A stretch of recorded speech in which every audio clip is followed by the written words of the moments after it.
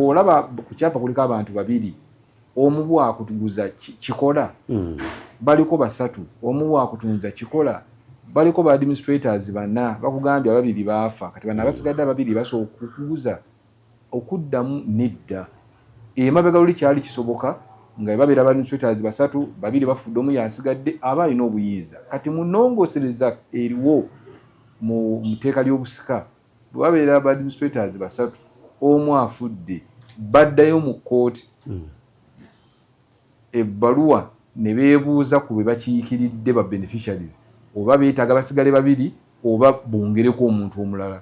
Nga bwe mukimanyi mu bbaluwa z'obusika oluusi abantu babalonda nga balina bye bakiikiridde.